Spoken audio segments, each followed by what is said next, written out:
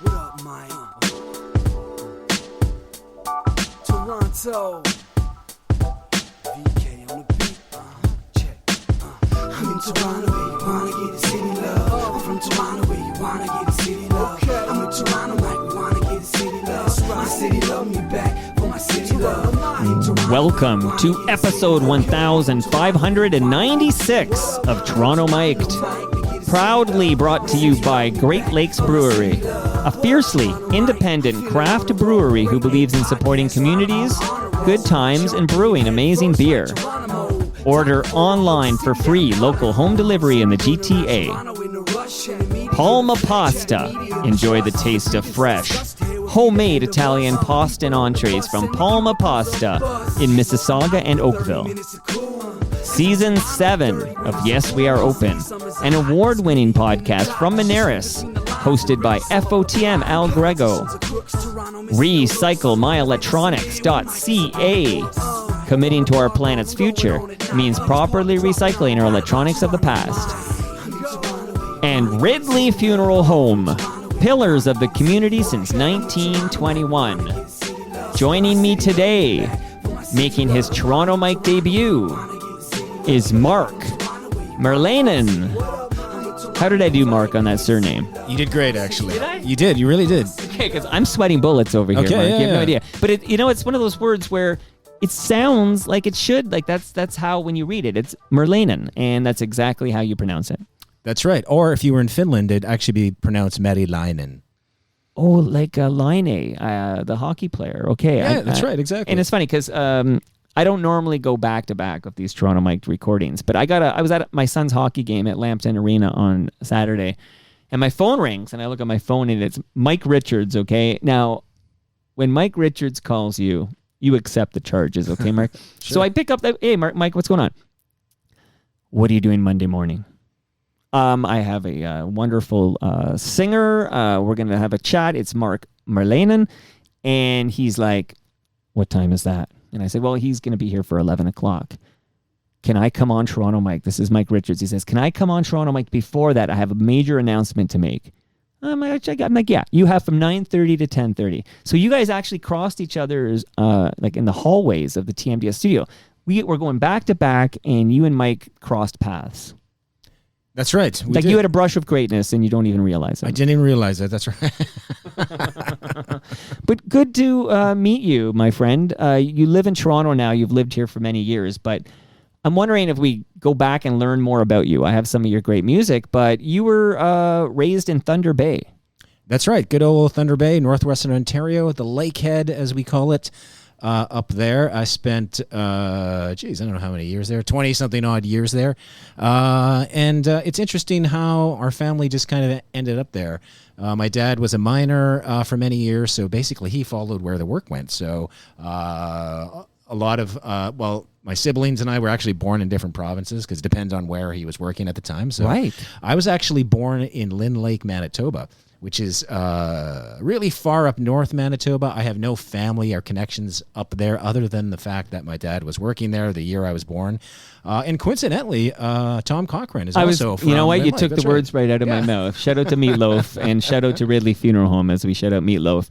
But Lynn Lake I know because it's the birthplace of Tom Cochrane. That's right. It is. Yeah. And it's funny. A number of years ago, I bumped into Tom Cochrane at a studio party. I think it was Metalworks. And again, I don't really know him, but just, hey, you're from Lynn Lake, so am I. And, I think that was the extent of the conversation. Well, that to me is, how do you not? Like if you're, Lynn Lake is not, it's not exactly Winnipeg, right? So if you have that in common with a great songwriter like Tom Cochrane, and you're in the same room as him, like how do you resist the urge to share that fun fact with him? That's right. You just got You're only human, Marc. Exactly. And it's interesting because he's the only other person I know that is like famous that is from, Lynn Lake, Manitoba. I mean, there's wonderful people from Lynn Lake, I'm sure. But yeah, it's weird because you never meet anyone from such a small town like that. No, and lest we forget, Tom Cochrane, who's also an FOTM, that means friend of Toronto Mic'd. He's been on the program. You, Marc, are now an FOTM. Awesome. Can't wait to learn more about you, play some of your music. But lest we forget, Tom Cochrane penned a #1 Billboard Hot 100 hit. That's right. How many Canadians can make that claim? Not too many. No. Not too many at all. That's right. Especially in the pre-streaming era. Like I always feel like now when it comes to charts and, chart schmarts, but if you're going to do the whole chart talk and all that, there's a pre-streaming era and there's a post-streaming era. And now it's completely different. Like, so back in the Tom Cochrane Life is a Highway days, he needed to sell singles. He needed radio airplay. Like it was a whole different game. Now it's maybe a rather different algorithm to top that chart. But you and Tom Cochrane from Lynn Lake, Manitoba, but you were not raised in Lynn Lake because you were raised in Thunder Bay. That's right. So I think it was maybe not even a year after I was born. My dad got another job, and this was in, I think it was Nadjiwan Mines. It's about an hour west of Thunder Bay. So, of course, our home base at the time was Thunder Bay. Sure. And then I ended up going to school there, high school, and spent, I guess, like I said, the first 20 years of my life there. And then when it came time to go to college and university, I actually left Thunder Bay for London, Ontario, and I went to Music Industry Arts program, which was a fantastic program. It's all about the music industry. It's not just learning how to write and perform music, but it's all about engineering, producing music, as well as learning about contracts and other facets of the music industry. And a lot of our professors actually were, working in the industry at that time. My production professor was the wonderful late Jack Richardson, who now, of course, we have the Producer of the Year award named after him at the Junos. Right. And we had a lot of great other faculty members as well. And Jack was definitely one of the many mentors I've had over my lifetime. And I learned a lot from him and from the program. And I'm still friends with a lot of people that went to the program because they're actively working in the music industry. Well, Jack Richardson that's a monster name. It is. Yeah, fantastic. He's a lot of great credits. Of course, the Guess Who. That's the first one that pops into my mind. Yeah. And we even heard like demos from Brighton Rock, like back in the day when they were first, getting from going. Niagara Falls, right? From Niagara Falls. That's right. They're FOTMs too. That's right. There you go. So, okay. Yeah. Now I'm thinking of Bob Roper. Shout out to Bob Roper. I feel like Bob Roper had a role in getting, was it Warner, whatever the deal for Brighton Rock? I believe so. That's right. And Bob and I are actually friends on Facebook. So hi, Bob. Okay. And I feel like Brighton Rock was sort of lumped in with Honeymoon Suite, and that they were sort of like, I don't want to call it the Kirkland brand Honeymoon Suite. No, that's disrespectful to Brighton Rock, but you know exactly what I mean there. I think I do. And I think some members from Honeymoon Suite actually were in the Music Industry Arts program. I think they were like a year or two ahead of me, but I remember a lot of people went to the program, and a lot of the people are doing a lot of great things, including John Beadle Bailey, I think he's got a Juno and a Grammy under his belt, and he's doing all these great engineering and producing projects. Okay, goodness gracious here. The original lyrics to New Girl Now, which was the big song. Oh, yeah, that's right. Yeah, and yeah. It won like a Q107 homegrown contest or something. Like this was the big break. But it goes like this: hot summer nights, and that's the opening line. But originally, because I had the guys on and we played the original demo, it was cold winter nights. Like they completely flipped it, and then it became this huge hit. That's right.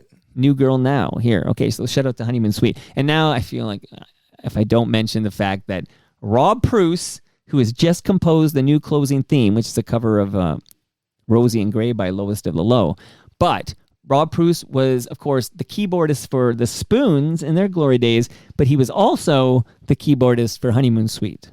Oh, okay. So, Mark, it's all connected here. Oh, there you go. All right, speaking of connected, how are you connected to our indigenous community? Well, my background is Ojibwe, so the community that I'm registered with is the Chippewas and Nowish. That's located just a little bit north of Owen Sound in the Bruce Peninsula. And that's where a lot of my family members still live as well. But we've also married into other communities. My sisters live in Atikamengsing, which is just outside of Sudbury, Ontario. And they've married into that community. So I spend more time there than I do in the actual community that I'm registered in. And then my mother actually was born and raised in Wakwemacon, and that's on Manitoulin Island. So we have a connection there. And there's actually a street named after a family, Nadjiwan Lane, where the old family, homestead used to be. It's not there anymore. That was many years ago. So I guess we have connections to 3 different communities here in Ontario. But again, I'm actually registered at, or my status card says I'm from Cape Croker, Chippewas and Nowish. Okay, and you said Nadjiwan. So you have a musical project you've named Nadjiwan, and I was going to ask you what that name means, but it sounds like we're getting the history right here. Yeah. So Nadjiwan actually means beautiful. I mean, some people will contest that, but I think most people will agree it means beautiful. And I wanted to name the project kind of after that family lineage, because that's what a lot of the song content, and thematically what I was trying to do. I used to be in a band many, many years ago before I started this called Small House Stories, and that's kind of how I got started in the music business when I was about 20 years old. We were in one of those Battle of the Band contests with the local radio station, and then we won the contest and we got a recording contract. Wow, similar to the story we just told of Honeymoon Suite. There you go. You see, that's that. I think that's how it happens. These are the seeds of how these creative. But what radio station? I want to say it was Rock 94. Like, if you have to struggle to come up with it, it's not as momentous to you as it would be to me. Like, I would never forget the station. Yeah, I believe it was Rock 94, because I think the station still exists. And whenever I go to Thunder Bay, the station hasn't changed their playlist. They're stuck in 1996. Still AC/DC? Oh, in 96. Yeah, so there's AC/DC, but there's also Pearl Jam and, of course, like the grunge stuff mixed with the classic rock. And you need the CanCon, so I'm guessing a lot of, like, Our Lady Peace, maybe. Yes, that's right. Our Lady Peace, the and the Tragically Hip, probably. Lots of Tragically Hip, yes. Of course, you got to get that, fulfill that CanCon that's right. requirement. That's right. And there's Daniel on Wild They Spin, too, so there's another texture there. Shout out to the Hammer. Oh my gosh, so much ground we're going to cover. I have the Nadjiwan music I'm going to play, of course.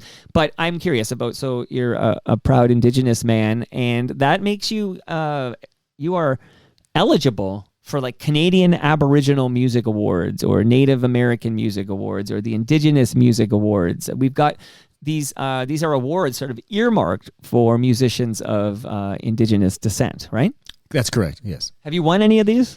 No, I've been nominated over the past, but I've never won anything. I think you're like Susan Lucci of the Canadian Aboriginal Music Awards. That's what I say. Or like Leonardo DiCaprio. For many years, he didn't win an Oscar, then he finally won. But he finally won. But I'm thinking I have to fight a bear to win an award, because he had to fight a bear to win his Oscar. So we'll see what happens. Right. I think there's the equivalent now. I believe it's Glenn Close. Glenn Close, I believe, and I don't have the number in front of me. I'd have to Google it, okay? But Glenn Close has been nominated for several Oscars, and I don't believe she's ever won it. Huh. So you're sort of the Glenn Close of the Canadian Aboriginal Music Awards. I'll take that. So this is the home of Real Talk, and we're going to dive into your career, but I got to ask you a question that I've wondered for years now. So it's regarding Buffy Sainte-Marie. Oh, okay, sure, yeah. Okay. All right, so I'll set it up, and then we'll hear from you, of course. But sure. I am curious about, so there was, the Fifth Estate did a documentary. You probably saw it. Did you see it? I did, yeah. Okay. And there was some evidence presented, some rather compelling evidence that she, although has been adopted by an Indigenous community as an adult in her 20s, that she's not part of the 60s scoop, as we refer to it, and she wasn't actually from an Indigenous family. She was raised by Italian Americans in the United States of America, and then in her 20s, she is adopted by an Indigenous family. Correct. So far, so good. So far, so good. That's right. Okay. Right. Yeah. So I have and heavy questions off the top. I almost feel bad for you, Mark, but don't feel bad. I just did a CBC panel on this topic that's going to air next week or this week. Okay, let's steal their thunder. Okay. And what show is that going to be for? I can't remember. It's just like Rock 94. It's one of the CBC news shows that they do. Okay. Yeah. Okay. Long live the CBC. What time is it? Still around. Okay. Pierre Poilievre, our prime minister yet? Oh my gosh, I love the CBC. I had Brant Bambury and Ralph Benmergui here just a week ago, just to shoot the breeze down here. Oh, awesome. I love these guys from CBC Radio. And Ralph hasn't been there a long time, but Brent's still there doing day 6. Okay, so 2 places I want to go here. One is Buffy Sainte-Marie has won. I know of at least one, but she has won an award that's earmarked for an Indigenous musician. Right, she's won a couple. She's won multiple. 2 Junos. She's won 2 Junos, but these are not Junos for her music. This is Junos for an Indigenous artist's music. Correct. That's right. And there is a movement to rescind those awards from her because she doesn't qualify, not even just on the aspect that she's not Indigenous, but she's not even Canadian. Yeah, she's not Canadian. That's right. Yeah. Right. So let me hear your take. Like, do you feel that she should give these back so they can go to somebody an actual Indigenous person who would be deserving of these awards, but was overlooked because Buffy takes a lot of that heat because she's so famous. That's right. Absolutely. I think the award should be returned. I think she should do the right thing. And especially when she won the Juno in 2018, that technically should have gone to Kelly Fraser. And unfortunately, Kelly Fraser took her own life a number of years ago. So it'd be nice to rescind the award and give it to Kelly's family, because everyone thought Kelly was going to win the award that year. And to be honest with you, Buffy was quite arrogant about winning the award. Again, we have mutual friends. And I just don't approve of what she's done. And what a way to end your legacy in being dishonored and in shame like that. So she was tipped off the Fifth Estate thing was coming, obviously, and then suddenly she retires from performing and does her final interviews and stuff, and she just lays very low right now. But she did change her bio on her official website to no longer allude to the 60s scoop, as it's known. That's right. Well, her son Cody actually came out 3 years ago and told everyone this, but no one actually listened to him. Yeah, that's interesting too, because I did read about this, like the tanning regimen and stuff to keep the skin to be darker complexion, and the way to wear the hair and the way to speak and everything. And what bothers me, and again, we're similar vintage. I'm a bit younger, but I was raised on Sesame Street. Oh yeah, so was I. Yeah, okay. Me too. And when I was tuning into Sesame Street in the late 70s. My favorite person on that show was Buffy Sainte-Marie. Absolutely. Way before this Fifth Estate revelation, I would say on this very program that I considered her like my other mother. Like it really does break my heart, because she knowingly deceived me and others, and like I was personally offended and hurt by what she did.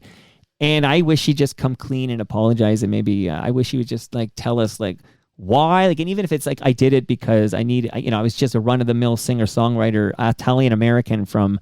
Trying to remember what state she's from, but it's a northeast state. But it'll come to me later, Maine or something. I can't remember. But like, just come clean. But she seems strangely like stubborn on this, as if like, no, I'm indigenous because a family did adopt her as an adult. But she presented herself as having Canadian indigenous roots. But my opinion, I don't think my opinion matters. I'm my grandparents lived in Ireland. Like, I don't think I have no indigenous roots that I know of. But you, of course, I would be very interested in your thoughts on what Buffy did, and how you feel about the fact she's just kind of living out her life in Hawaii in radio silence, and she doesn't even, won't even kind of own that she misled us intentionally all those years. Yeah, no, it is terrible. I mean, even when the first sort of Fifth Estate episode dropped, I think it was a huge bombshell, and I think it's taken months, if not an entire year, for our community to kind of get over it, and we're over it now. Now we're looking for justice, actually, and you watch coming in 2025. There's going to be a movement. A legal movement, if you will, going against pretendians. We call them pretendians. Yep. And we actually started a program at our company, Merilainen Music. I also run a label. Yeah. It's called the VIP program. That stands for Verified Indigenous Performer. So we're verifying Indigenous musicians. So this doesn't happen in the future, because there's quite a few pretendians still in the marketplace taking all the money. Do you want to name any? Someone already has. If you go to the Ghost Warrior Society, they've already named names. And if you go to Frank, you remember Frank magazine, the political magazine? Yeah, of course. Well, they've already done a front page story on one of the pretendians. Okay, so my issue was they would have a very serious thing, and then it would be beside this ridiculous, so it was tough to take everything Frank published. Sure, for me. Sure. They didn't have the credibility as a CBC would have with That's state right. or whatever. But I am curious if there's a pretendian out there who maybe a musician or something that's presenting that. You don't have to name names, obviously. Yeah. Well, this is a well-known musician, too. So the community is aware, and we're actually doing something about it. That process is taking place. I'll tell you off camera. Okay. Well, because there's going to be legal proceedings happening in 2025. Off camera, you'll give me the name. I'll tell you exactly. Give you a heads up on what might happen in 2025 here. Oh, wow. Okay. So interesting to get your views, because I can tell you this. So I was very vocal off the top after the Fifth Estate, which I watched multiple times because I had to see it multiple times. And the evidence was so compelling. And then I was so hurt by it all. Like on this very program, I would basically talk about the pain I felt. And I'm, again, just a white dude with European ancestry here. But I was so hurt by this. And then people, and I won't name the names, but FOTMs seemed very, very protective. Like, it doesn't matter. They would get kind of angry at me. Like, our Bergman came on the show and almost punched me. Oh, no. Because, yeah, I know. He's got the Order of Canada. Come on.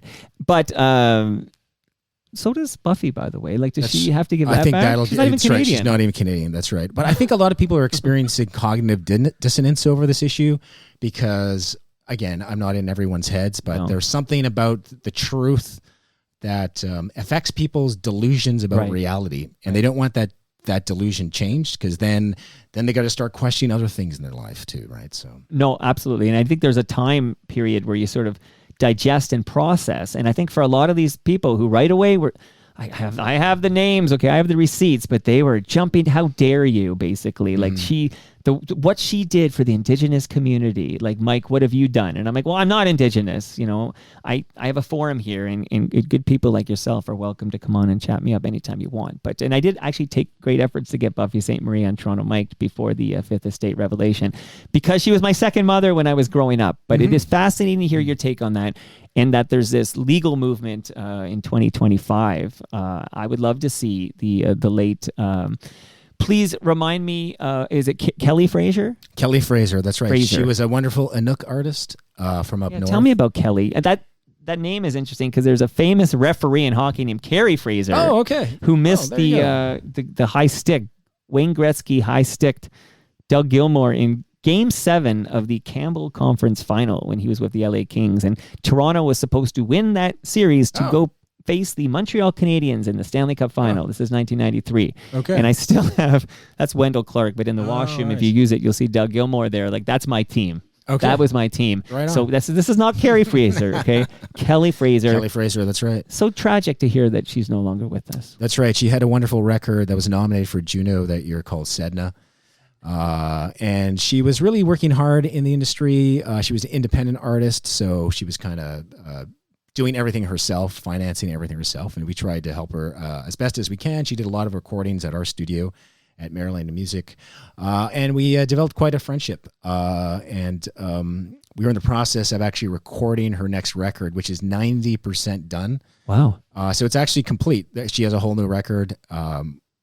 Now it's just trying to figure out timing and speaking with the family to release it, as well as I'd like to set up a bursary or some kind of scholarship fund, because she was always really she was a big activist, for Indigenous, rights and other sort of issues. And we'd like to see someone from her community, whether use that scholarship to go to university or pursue their dreams. So we'd like to set that up. Excellent. So again, that's something we're working on in the coming year. Okay, you mentioned now a couple of times Merilainen Music. That's right. So do you have a studio? We do. We have a studio on Roncesvalles, which is our home production studio. All right, Around the Horn is on Ronces. Am I right? That's right. It's and they sell Great Lakes beer there, and I met the owner actually. It's like 50 feet away from us. Okay. Yeah. So I know exactly where you are. Then we're there. That's right. We're just down there. So we do, it's mostly like, we're not really a commercial studio. We're not open, so someone can book us for whatever they want to do. It's mostly for our artists. Okay. And I do a lot of pre-production there for records before we go out and record the record wherever we may go. And we also actually tape a podcast show called The Church of Mark there, which I started a few years ago. And I mean, we talked to a variety of different people, but I want to say 90% of our guests are Indigenous artists and creators. Yeah, you've been doing some important work in the rise of Indigenous music in this country, and you're supporting these artists, and that's amazing. So congrats on that. Well, thank you so much. I mean, I've had so much help and support over the years, and I'm kind of at the stage in my life where I feels like I need to give back, and that's what community should all be about. So you're giving back in many ways, but you're still making new music yourself. So I want to speak specifically about this Indigenous music project, Nadjiwan, which we referred to earlier. So you have a new album. It's called The Mission. That's right. And you didn't record that in Ronces. No, we didn't. We went to New Mexico to do that. We were on the Apache Reservation in Mescalero County. So what? Now I'm thinking of that Johnny Appleseed by Joe Strummer and the Mescaleros. Oh, yeah, okay. Put that in my head, which was okay. Quick tangent. We're coming right back to The Mission, okay, my friend. But there was this show. It only got one season on HBO. It was called John from Cincinnati. And I loved this show. Okay, I just loved the show. No, okay. I mean, no one did, but it came on after The Sopranos. So, I mean, it did have that big pilot after The Sopranos, which is kind of what you want, especially back then. Yeah. But it only got one season. I mean, this is a show that literally had both Zach Morris and Dylan McKay. Okay, so Zach Morris is a character from Saved by the Bell. Dylan McKay is a character from 90210. But the actors who played those heartthrobs were both in this darn show. I love this show, but the theme song to that show was Joe Strummer and the Mescaleros' Johnny Appleseed. So neither here nor there. But you're in New Mexico. So why did you go to New Mexico to record The Mission? That's a really good question, and it has a great answer. So Ron and I, we've both been working in and out of New Mexico for the past couple of decades. Who's Ron? Ron Skinner, who is my co-producer and engineered the record. Ron also was a producer for CBC Radio. I mean, he's now retired. And he's been spending a lot of time in Clovis, New Mexico, working with the Norman Petty studio there. And so that's the studio that's recorded a lot of great, rock and roll acts from the 50s and 60s, including Buddy Holly. So the studio still exists. So he's actually working with them, trying to maintain that studio because it is a historic sort of building and business. And I spent a lot of time in New Mexico. I've been down there. Maybe I first went down there 20 years ago now. And actually, one of my good friends and guitar that manufactures my guitars is called Longbow Guitars, and he's based in New Mexico, and that's John Longbow, based in Rio Rancho, New Mexico. And he's built the awesome Nadjiwan Signature Series electric guitar that I use on my recordings. So we went down to New Mexico because we're familiar with it, and we love the state. We love going down there. There's a lot of great people, a lot of great food, a lot of great scenery. We weren't too far from the White Sands. If anyone's been to New Mexico, there's this wonderful, it's a national park, I believe. It's called the White Sands. And basically it looks like snow, but it is sand, and it goes on for miles and miles, and you can see it from 100 miles away driving to it. And it's been there for thousands of years, and it's actually not sand. It's gypsum that have come down from the mountains and just through years of erosion and rain ended up in this valley. And there's just dunes and dunes of this white sand. Looks like snow. And they even have toboggans. You can actually go down some of the dunes if you want. Sounds amazing. And then the other part of New Mexico was in the mountains. So we were recording about 6,900 feet above sea level. And then being that high above sea level, of course, that takes a toll on your oxygen. So I couldn't even make it through any of the songs, like singing, without having to take a break. I had to take a break halfway. Wow. Yeah, because I just couldn't get the oxygen in to sing. No, interesting. Okay, so I have tracks that I'm going to play from The Mission, and then you're going to bury me in information on this. Okay. 'Cause I love the detail. But I'm going to ask you just a couple. Now that we've got to know you a lot better now, but can you tell me about Sultans of String? Yes, I've been working with the Sultans of String on this wonderful collaborative project called Walking Through the Fire. Chris McCool, who is the band leader. And is that a real name? It is a real name. That's amazing. I know, it is awesome. It is like the coolest name, Chris McCool. Cool. Yeah. So he had reached out to me a few years ago asking if I wanted to be part of this project. And of course I said yes, because I see it as an amazing opportunity to further promote indigenous music and also to get this music into maybe venues that we may not have been able to perform before. Because we've been performing with various symphonies. We performed with the Winnipeg Symphony Orchestra. We performed with the Niagara Symphony Orchestra. We performed with the Stratford Orchestra. So, as well as the Scarborough Bluffs Symphony as well. And we have more shows coming in the new year as well. There's a Scarborough Bluffs Symphony? That's right. They actually have a symphony. Oh, okay. In Scarborough, yeah. I did not know that. Yeah. I feel like Lawrence Gowan's got to be a part of that symphony because he lives near the Scarborough Bluffs. That's the only reason I mentioned that. Okay, yeah.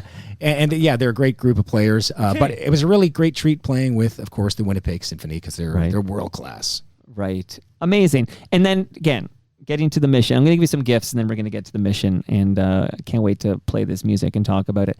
But you also performed at the 2010 Vancouver Winter Olympics.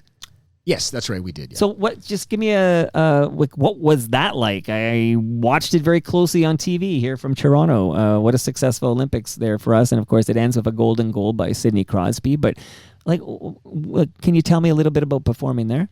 Yeah, I mean, the whole time was crazy. Also, the call just came out of the blue. I was sitting at home, and we had just released a record. And then I got a call from the Olympics. Is Nadjiwan? Is that or like who is we just released? Oh, my wife. I mean, Okay. I always bring my wife into it because she actually technically manages me as well, and everything we do is kind of like a unit. So It takes a village. yeah. And then we also refer to everyone else in the project. That includes, of course, Ron, producer, and of course, Ron's, I've worked with the same bandmates now for the past decade. Okay, shout out the band mates, right. and then we'll get back to Vancouver. Yeah. So shout out to Alex Mine, my drummer. Shout out to Adam Gamori.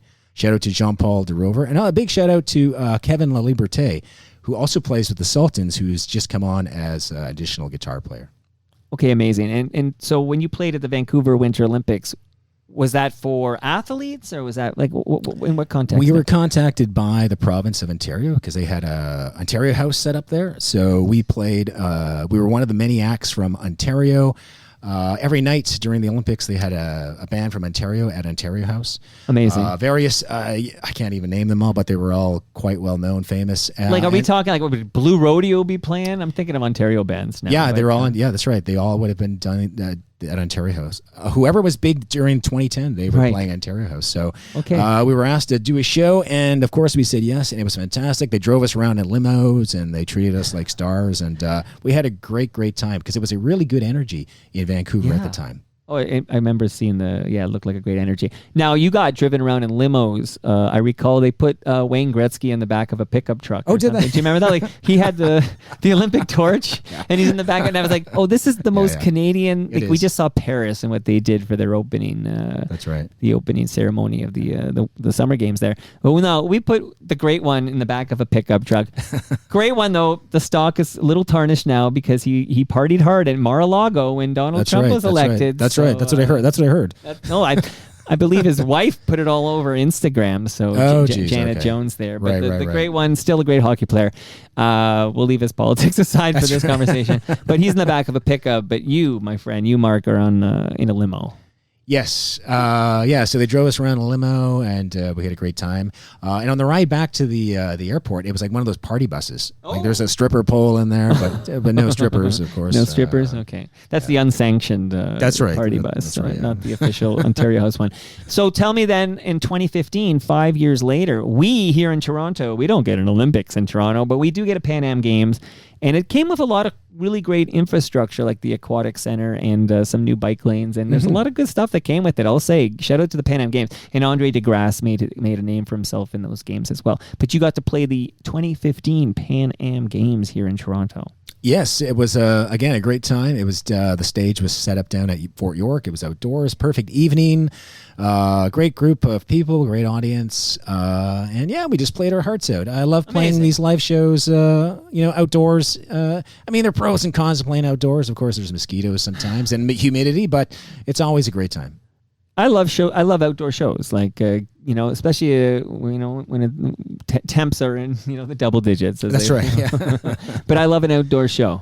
Oh yeah, absolutely. I mean, we played an outdoor show once in the winter. It was during the 2000 Y2K down at Harbourfront Center, and it was like freezing cold. But they had like heaters on stage, so we were able to do it. Yeah. Nice. Few gifts here before I'm going to play the title track, The Mission. We're going to talk about it, but I have now again, the timing is such that I think I have it. I'm expecting a delivery this morning of frozen lasagnas. So I'm going to make, and if I don't have it, I will bike it to Ronsi's to the studio awesome. or whatever. Thank you. So you are going to get a frozen lasagna from Palma Pasta. Oh, great. They're in Mississauga and Oakville. Delicious, authentic Italian food. You're going to love it. They just hosted us at TMLX 17 a couple of weekends ago at their Palmas Kitchen location. But you can go there, get all your holiday requirements. What is it called? Panettone? I'm trying to remember. These are the Italian panettone, I think it's called. But there's just delicious, authentic Italian food. So thank you, Palma Pasta. Great Lakes Brewery. That's what they serve at Around the Horn there in Ronsi's. That's right. They do. They've sent over... Here, Mike Richards was here, okay? Drank himself. I think you're here at 11 o'clock. You probably don't want to down a beer. I didn't make any assumptions here. But Mike Richards was here at 9:30 and cracked open his Canuck Pale Ale here. But you've got some fresh craft beer from Great Lakes for you, Mark. So you got that. I also have, again, let me grab it here. Everything's falling. Here I am. This is going back to back. I'm not even set up. Okay, I have a measuring tape from Ridley Funeral Home. Oh, awesome. They're in the neighborhood here. Okay. they're pillars of this community, and they have a great podcast called Life's Undertaking. Brad Jones hosted it, and I highly recommend it. He talks about life, death. It's a really wonderful podcast. Speaking of wonderful podcasts, this is a wireless speaker for you, Mark. Oh, awesome. Oh, thank you so much. Moneris sent that over. Oh, wicked. And Moneris gently urges you to listen to Season 7 of Yes, We Are Open, which is an award-winning podcast where Al Grego went to Winnipeg.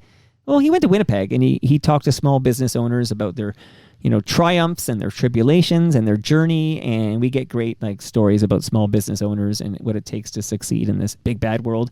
But then he also did some episodes here in Ontario, because the final episode of Season 7 was just dropped, features Retro Festive, which is a great holiday pop culture store in Oakville, and Ty the Christmas guy is an FOTM, and he was at TMLX17, and he was interviewed by the aforementioned Al Grego. So listen to Season 7 of Yes, We Are Open from Moneris. And last but not least, because you're a musician, I'm going to guess you have some old cables. I don't know. You have old devices, old laptops. You have old electronics that haven't been booted up in a decade. Who knows what's going on over there? But don't throw those old electronics and cables in the garbage, because those chemicals end up in our landfill. Go to recyclemyelectronics.ca, put in your postal code, and then find out, there's a place here in Ronces I can drop it off, and then it will be properly recycled. You got it, Mark? You got it, yeah. All right, let's play some music, buddy. Let's hear. Right.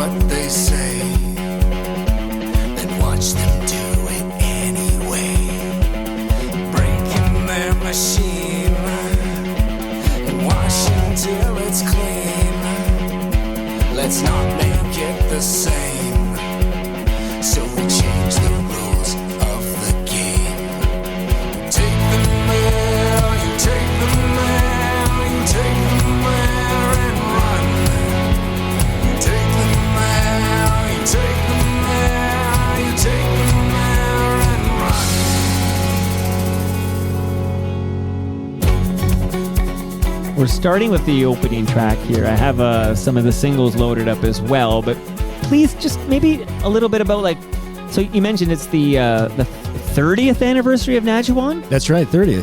30th anniversary. 30 years, I know. Who'd have thought, eh? Because you're barely 30 yourself. I'm just doing the math over here. My goodness gracious. But tell me the process and when you write and how the album came to be, the mission. Well, the material for the mission actually came together really quick, because I had a call from Ron Skinner saying, we should do the next record. Let's do it in Mexico. And that was literally a month, maybe just over a month, that we had to put the material together. So in that 3 to 4 weeks, I started, writing some songs. And I actually didn't complete even lyrics until we got to New Mexico. And I wrote a lot of the lyrics while we were in the church where we did the recording. And it was St. Joseph Mission. St. Joseph Mission, that's right. It's over 100-year-old church. It's located on the Apache Reservation. That's cool. It's cool just to have a makeshift studio in a 100-year-old church. Yeah, the acoustics in there are just fantastic. And it's the construction of that church is quite amazing. You kind of have to see it for yourself. And there's actually another church owned by sort of the same parish that we went to. It's in the middle of the desert. It's not even on a map, so we had to get someone to draw us a map on a napkin and go out in the middle of the desert, and we took some pictures out there. It wouldn't have been suitable for recording, because at that place in the middle of the desert there was no electricity, and then we couldn't obviously use generators. They'd be too noisy for recordings. So we ended up at St. Joseph Mission, which was located in the heart of the res, in Escalero, and had electricity, and more importantly had bathrooms. Oh yeah, although you don't need a bathroom. Oh, of course not. That's right. But amazing. Now, storytelling. You know what? Maybe I'll let this take us to the next song, which was a single from this album, and then I'm going to ask you about storytelling through music. Sure. Here we go.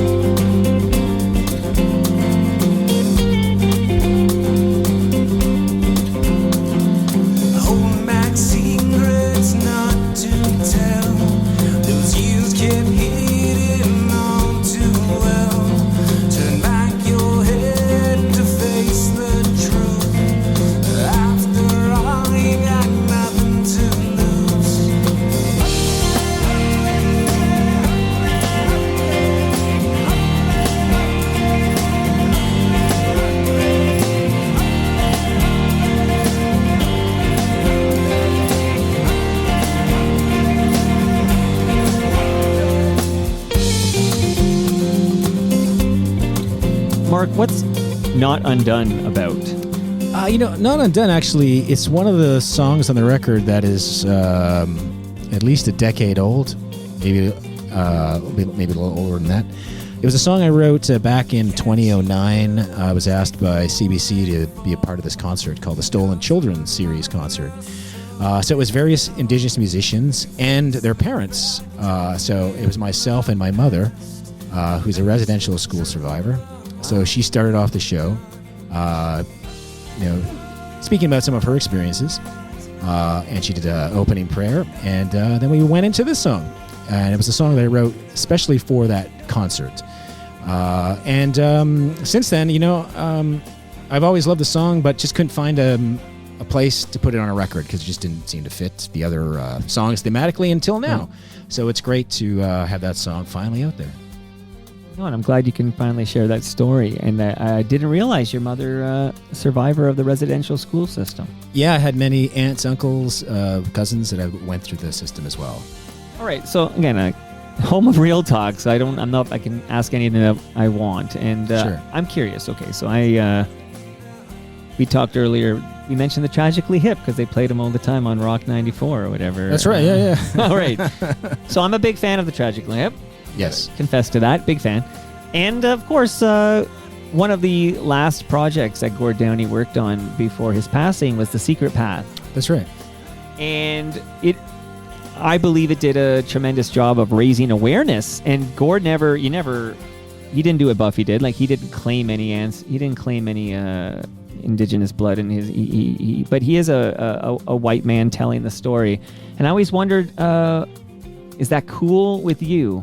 It is, because the more, I think, chances we have at getting our story out there, and the more chances we have of reaching a more diverse audience, then I'm all for that. And again, that's one of the reasons why I wanted to do this project with the Sultans, because these sort of cross-collaborative projects, I think it's important to exposing people to not just new music, but also new ideas, and of course, maybe issues and challenges like this they may not have learned, growing up.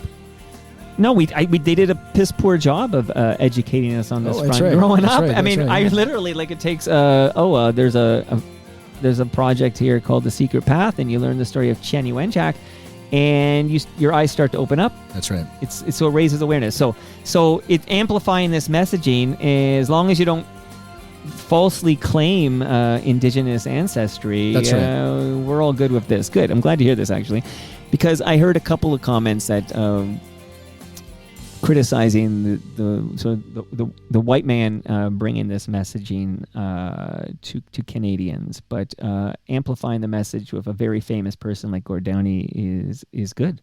Absolutely. And we've actually done shows with the Downey Wenjack Foundation in the last couple of years. I do have a criticism against the organization because in recent years they've been hiring pretendians to do some of these events. Okay. And you're not naming these pretendians that are hired? They're aware of it because they've been contacted. They're in the process. There's a process happening right now. Actually. If I'm a pretendian, I'm shaking in my boots right now. You should be, because we're coming after you. We're coming after you legally in civil court. Yeah. Wow, I didn't realize that that foundation was this. Oh goodness, stay tuned. We'll have a little chat when we take our photo by the Toronto tree. You got it. Dave Thomas anointed it, the Toronto tree. I will be asking you for some of these names here. My goodness gracious! Now, so I did buy the artist who drew the Chenny Wenjack picture on the railway. I did pay $50 for a print, which I like very much. But okay, yeah. Now, I want to play another song, and just because I've got you here in my basement, Mark, and I'm digging these songs here. Well, thank you so much.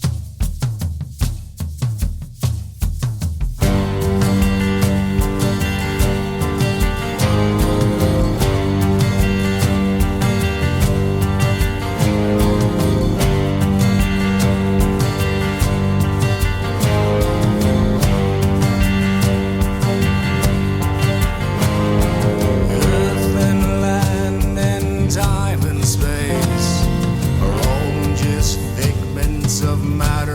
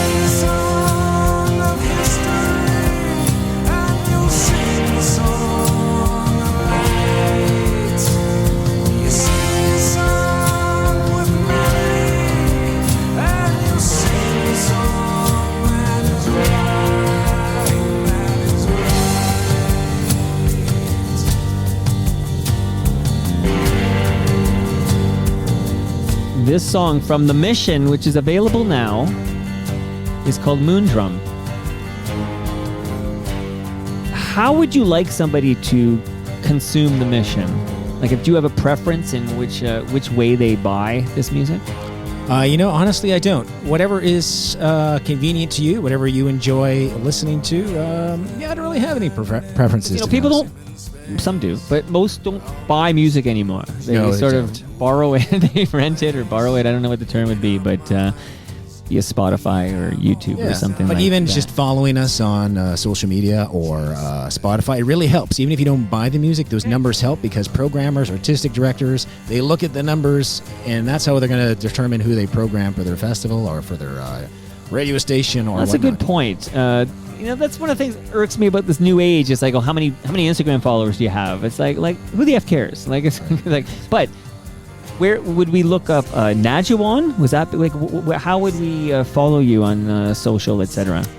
Well, the best way, we have a Nadjiwan Music Facebook page. Okay. That's probably the most active, only because I'm lazy. I don't feel like joining a bunch of social media platforms. So but if you go to the Merilainen Music Instagram, that has everything. It has the label, it has Nadjiwan, that has all the other projects that we do.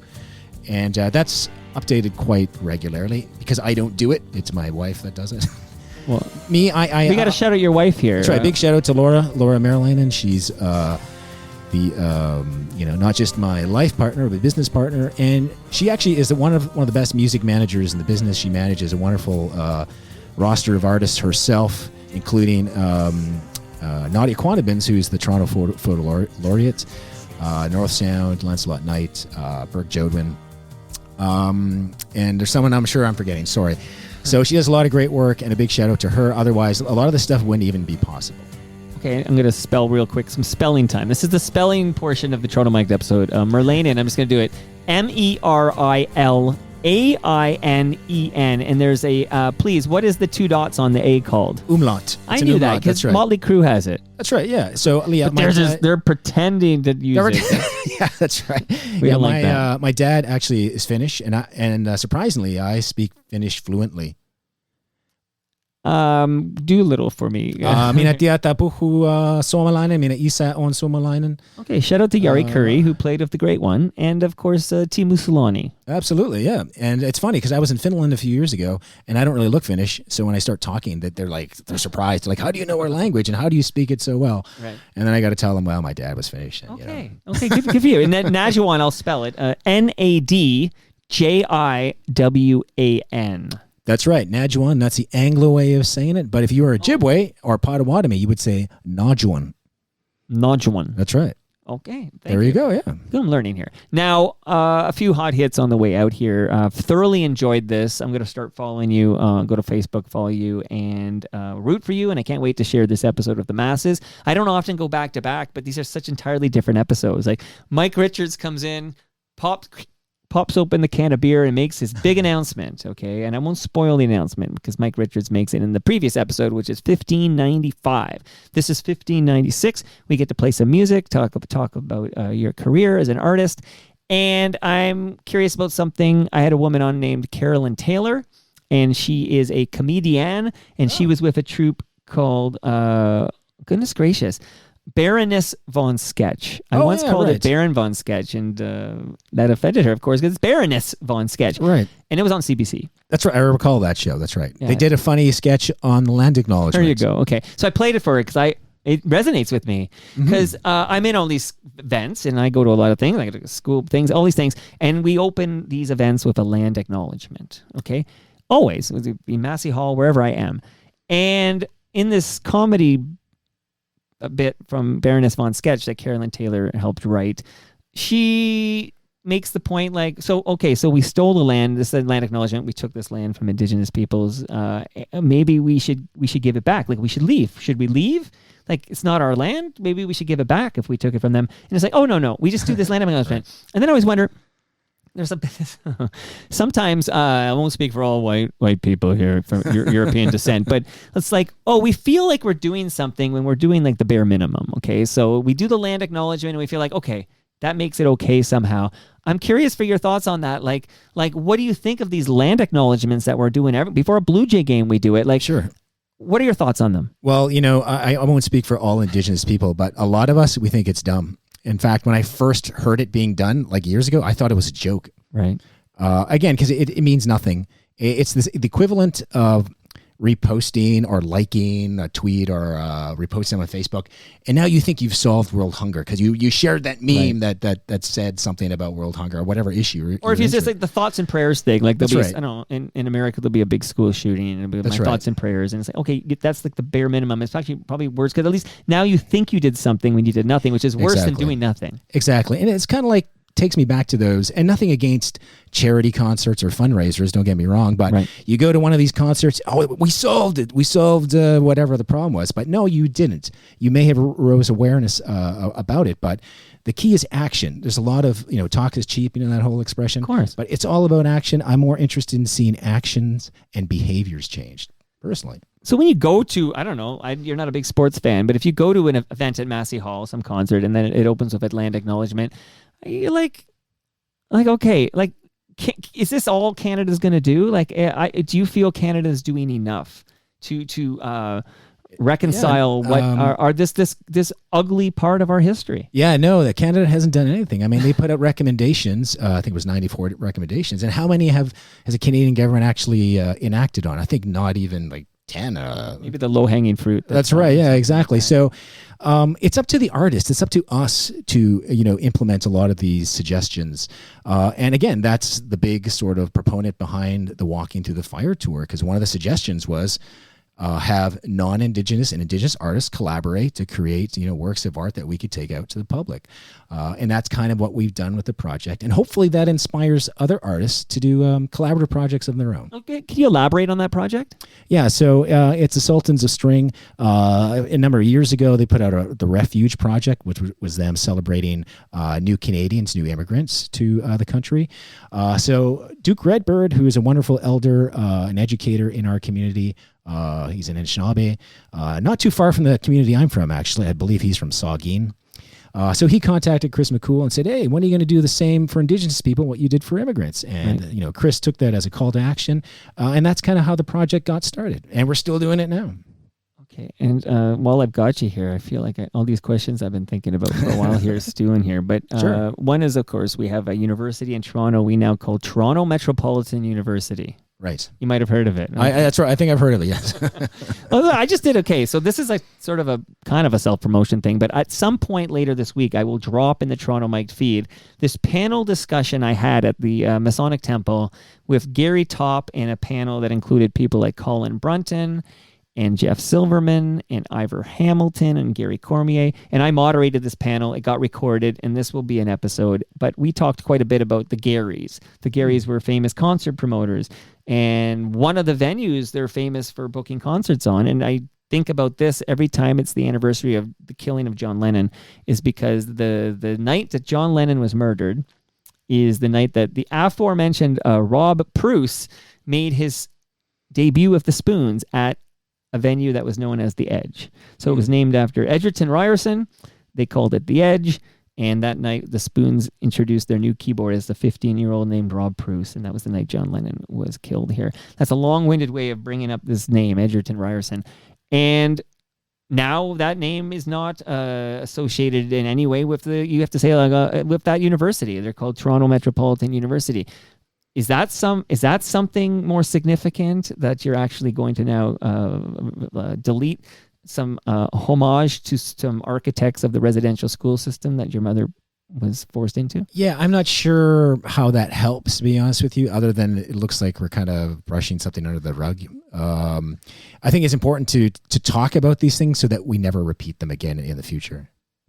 So perhaps it's better to keep the name, but make sure that it's a conversation starter. Like you add the context of what this person that we're named after did. Like instead of just renaming it TMU, maybe if you're still called Ryerson, now that will trigger this conversation about what that gentleman did.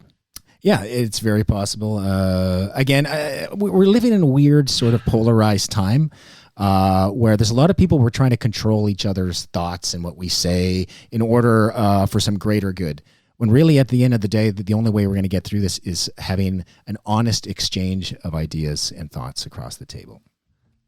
Okay, well said, my friend. Listen, this was a great hour, and I hope this is not the last time that we chat, because at some point, maybe in 2025, as I don't know, news happens or new music is released and new events happen, since it's not a far trek for you, we get you back in the basement. Oh, absolutely. I'd love to. Thank you so much. But good luck with again, people can pick up the mission anywhere, but we can go, what's the website, or is it just go to the Facebook You know, you can go to headingnorthmusic.com. And Heading, you can actually buy Heading. directly from us. So if you want to bypass Apple Music and Spotify. Well, that's where I was going with that. Do you have a preferred? Because I would think if I'm an artist, it's like, yeah, I want you to consume my art.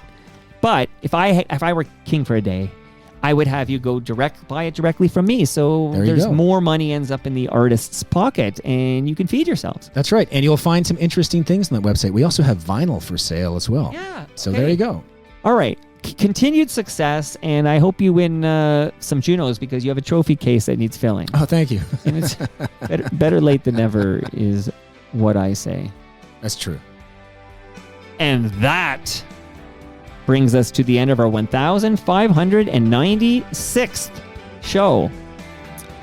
For me, go to torontomike.com. Follow me on Blue Sky, torontomike.com. I post there on the reg.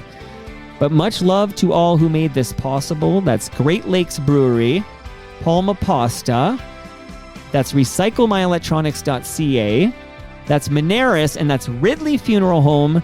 A big thank you to, I think he's got like 4 or 5 shout-outs this episode. Maybe this was the Rob Pruce episode, but Rob Pruce, thank you again for the time and the effort to put together this new closing theme so I can play it without getting these takedown notices from whatever conglomerate owns the Rosie and Gray song from Shakespeare My Butt that I was using. I see on the live stream, great chat. Thank you to J-Ho for sticking it out and everyone else on the live stream. And I will just shout out the next guest. This episode will drop tomorrow. He's an editor at the Toronto Star, Doug Broad, but he's actually going to talk about a new book. We're going to talk about everything. But he wrote a new book about the founder of the Church of Satan. So the founder, you might visualize him in his head, shaved head. He's got this kind of scary, imposing presence. No longer with us. Shout out to Ridley Funeral Home. But the founder of the Church of Satan, this great book that Doug wrote, he's going to come over and talk about it. That'll drop tomorrow. See you all then.